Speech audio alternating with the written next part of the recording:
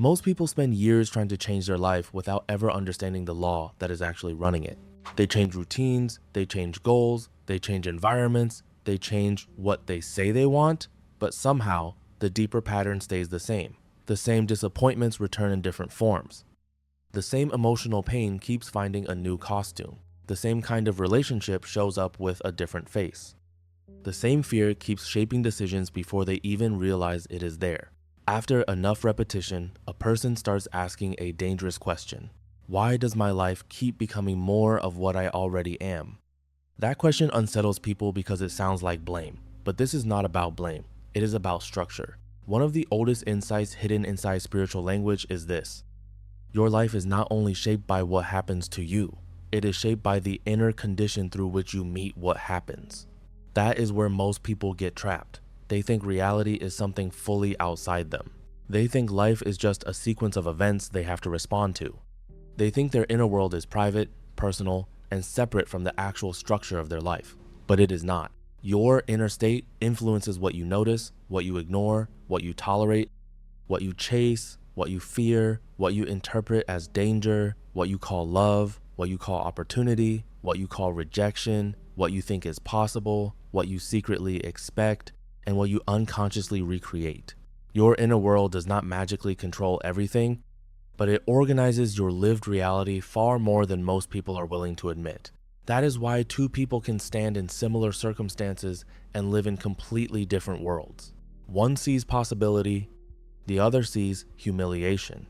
One sees a lesson, the other sees proof that they were right to stay afraid.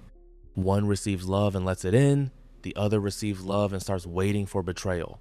One feels desire and moves with clarity, the other feels desire and turns it into obsession, panic, and self-abandonment. Same world, different structure. That difference is not random. It comes from the inner law each person is living under. That is what ancient language was always trying to describe. Not just behave better, not just have faith, not just try harder, but something deeper. What fills you eventually shapes what you live inside. What rules your inner world starts ruling your outer choices. What you repeat internally becomes easier to enact externally. What you secretly serve starts arranging your life around itself. That is why so many people stay trapped while claiming they want change. Wanting a new life is not the same thing as becoming inwardly compatible with it. That is where the split begins. A person says they want peace, but their body is organized around tension. They say they want love, but their identity is organized around distrust.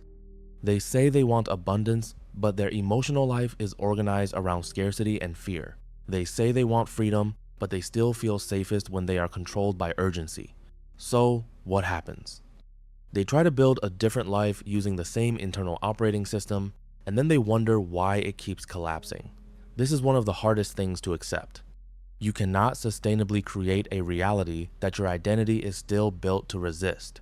You may touch it briefly, you may glimpse it, you may even receive it for a moment, but if your inner structure is still organized around the old emotional pattern, you will reinterpret, distort, sabotage, mistrust, or mishandle what arrives until it fits the version of you that feels most familiar. That is why repetition is so powerful. Repetition is not always bad luck.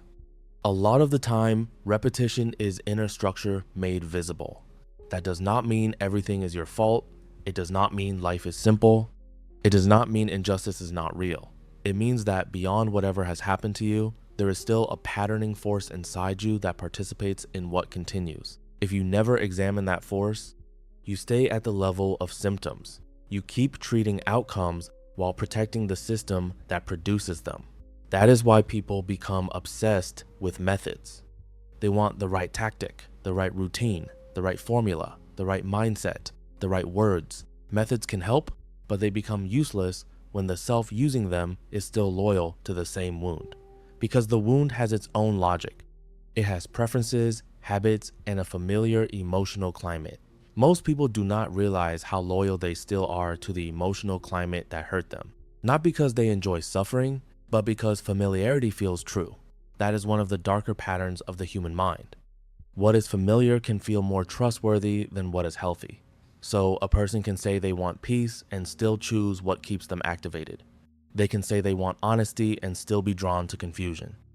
They can say they want stability and still feel empty when life is calm. They can say they want a new future and still keep consulting the past every time it is time to decide who they are.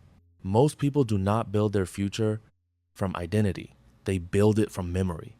They ask their past pain what is realistic. They ask their past disappointment what is available. They ask fear what is safe. And then they call that wisdom. Sometimes it is not wisdom. Sometimes it is repetition wearing a mask. This is why deeper language gets misunderstood. People turn it into slogans or surface level positivity, but underneath it is a very real principle. What governs you inwardly eventually shapes the world you can live in. If fear governs you, even good things become unstable. If shame governs you, love becomes difficult to receive. If scarcity governs you, enough never feels like enough. If unworthiness governs you, you shrink your life to match what you think you deserve. And if the old version of you is still in control, even your growth can become a more sophisticated way to stay the same. That is the trap. A person starts doing inner work, but they use it to control outcomes instead of transforming themselves. So the outside changes, but the center stays the same, and the center is what keeps reproducing reality. That is why some people hear truth and wake up, while others hear the same truth and stay exactly as they were. Because it is not only about what you hear, it is about who is hearing it. When people say they want their life to change, they usually mean they want their circumstances to improve. But real change begins when the inner authority changes. That is where things become uncomfortable. Because when the inner authority shifts, your old coping patterns lose power. Your old emotional certainty loses control. Your identity can no longer hide inside the same patterns. And most people resist that more than they realize. They do not just resist pain. They resist losing the version of themselves that was built around that pain. That version may be exhausted, but it knows how to survive. So when truth shows up, the system reacts. Not because truth is wrong, but because truth disrupts the structure that has been running everything.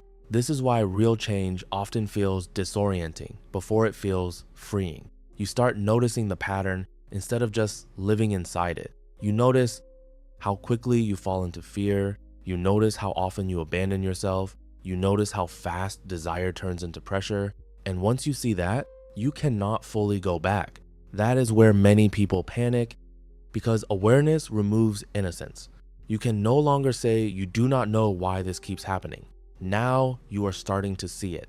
And that is also where your power begins. Because if repetition is connected to your inner structure, then change has to be deeper than surface level adjustments. It cannot just be new words, new goals, or external upgrades. It has to be a shift in what has authority inside you. That shift starts small. It starts when you stop automatically believing every fearful thought. It starts when you stop treating familiar pain like guidance. It starts when you stop letting your past decide your future. It starts when you become more interested in truth than in staying the same. And that is where your life begins to open. Not because everything changes instantly, but because you are no longer feeding the same pattern.